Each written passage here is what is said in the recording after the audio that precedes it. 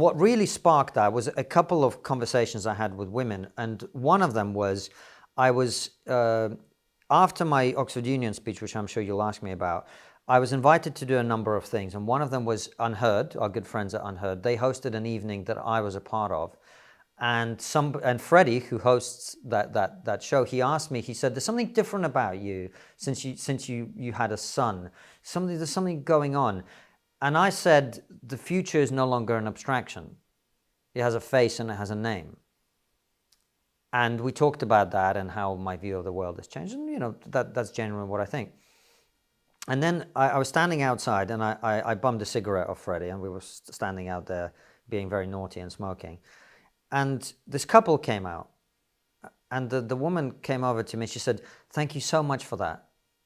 I really, you know, it's really changed the way I think about things, particularly about children. I never thought about children, never thought that's what I wanted, but this is what I want now. And I said, how old are you? And she said, 43. Wow. And I hope to God that they're able to have a child and get what they want. But the truth is, that's unlikely. There are many, many people who are in that position in our world, who've been, look, I said brainwashed, maybe it was the wrong word, but who've been encouraged to forget about the things that actually matter. I'm not saying every woman should have a child. I'm not saying any should. There are no shoulds in what I'm saying. And actually, I think that's one of the places people often have gone wrong, and one of the reasons people resist traditional values, quote unquote, is that they've been imposed with a sort of iron will instead of being told that, you know, what do you want in life? Well, you want meaning and fulfillment. That's what everybody wants. What is the path to that for you? For most people, not for everybody, but for most people, that is going to involve family and children.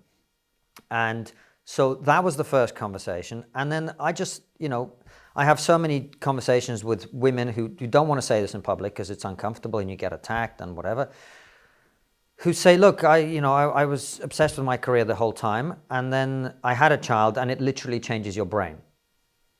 It literally changes you, and it does. And I think we've got to start talking about it. You know as well as I do, we are, demographically speaking, in a really dark place. And if we continue down this path, it's not going to end well. But more important, you know, we can't ask people to have children for the sake of, you know, the nation. That's not going to happen.